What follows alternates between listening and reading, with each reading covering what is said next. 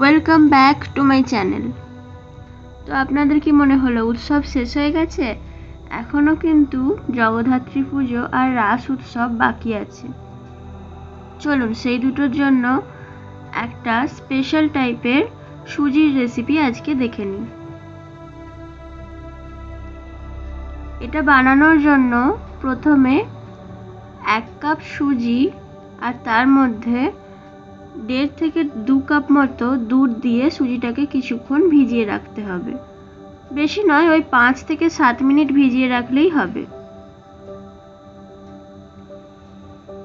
এই সুজির রেসিপিটা কিন্তু খুব ক্রিমি আর রিচ একটা টেস্ট আসে। আমাদের রোজকার সুজির হালুয়ার থেকে একটু অন্যরকম আর অনেকটা স্পেশাল। তো সুজিটা যতক্ষণ ভিজছে ততক্ষণ কড়াইতে আমি 3 টেবিল চামচ ঘি গরম করে নিয়েছি। হ্যাঁ, ঘিটা একটু বেশি লাগবে এখানে। এরপর আমি কিছু কাজু বাদাম হালকা করে রোস্ট করে নেব। কাজু বাদাম ছাড়া কিশমিশ বা আমন্ড বাদাম থাকলে তাও দিতে পারেন।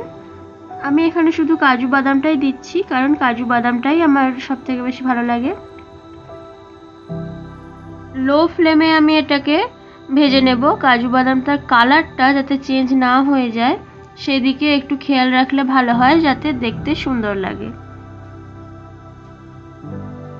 কিছুক্ষণ ভাজার পর আমি কাজু বাদামটা আলাদা করে তুলে রাখবো। এরপর আমি চিনির ক্যারামেল বানাবো এই ঘিটাতেই। কিন্তু চিনিটা দেওয়ার আগে একটু ঘিটাকে ঠান্ডা করে নেবেন, না হলে চিনির নিচের দিকটা সঙ্গে সঙ্গে পুড়ে যাবে আর আমাদের ক্যারামেলটা কিন্তু তেতো হয়ে যাবে। তো তারপর চিনিটা দেওয়ার পর আমি চিনিটাকে ভালোভাবে স্প্রেড করে দিলাম আর একেবারে লো ফ্লেমে আস্তে আস্তে ক্যারামেলটা বানিয়ে নেব। যেহেতু অনেকটা ঘি আছে তাই ক্যারামেল বানাতে আমাদের সেরকম কোনো অসুবিধা হবে না। দেখতেই পাচ্ছেন 1 মিনিটের মধ্যেই চিনিটা গলতে লেগে গেছে।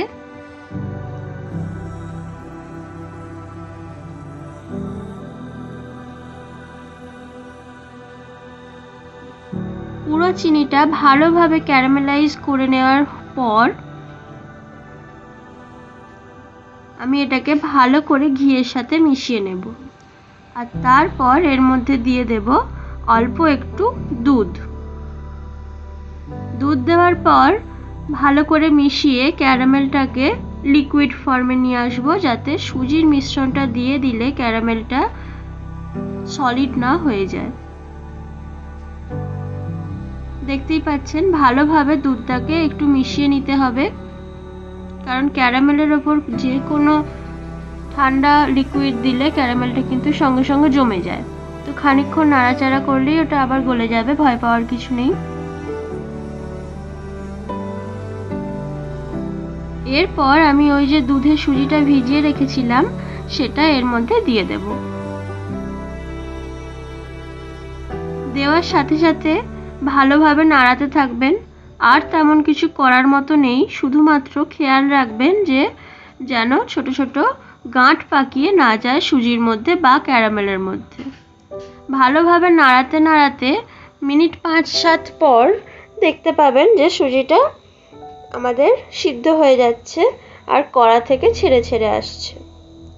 চলুন ততক্ষণ একটু হাতের কাজ করি আর ভালোভাবে সুজিটাকে মিক্স করতে থাকি ক্যারামেলের সাথে। দেখতে পাচ্ছেন যে ক্যারামেলের যে সলিড ফর্মগুলো তৈরি হয়েছিল সেগুলো আস্তে আস্তে কিন্তু সুজির সাথে মিশে যাচ্ছে আর একটা সুন্দর ব্রাউনিশ কালারও এসেছে। তো এটার জন্যই আমরা এই সুজির হালুয়াটা বানাচ্ছিলাম একটু স্পেশাল করে।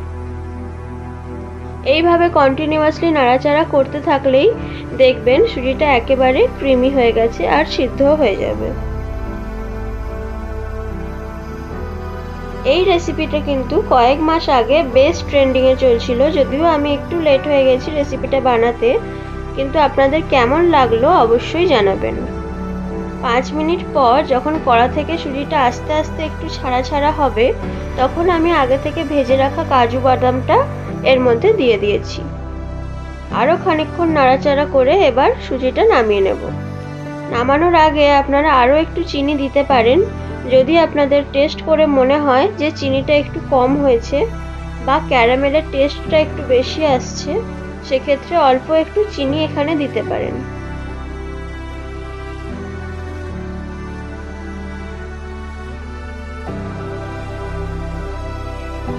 দেখতেই পাচ্ছেন কড়া থেকে পুরোপুরিভাবে সুজিটা এবার ছেড়ে ছেড়ে যাচ্ছে। এবার আমি এটাকে নামিয়ে নেব আর অল্প একটু ঠান্ডা করে ড্রাই ফ্রুটস দিয়ে সার্ভ করব।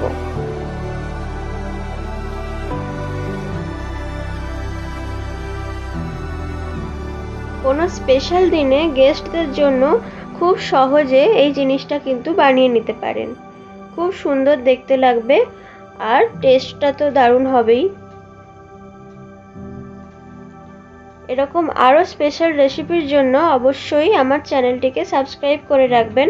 আর যদি আমার এই রেসিপিটি আপনি বাড়িতে বানান, আমাকে কমেন্ট করে জানাতে কিন্তু ভুলবেন না। চলুন এনজয় করা যাক ক্যারামেলাইজড সুজির হালুয়া।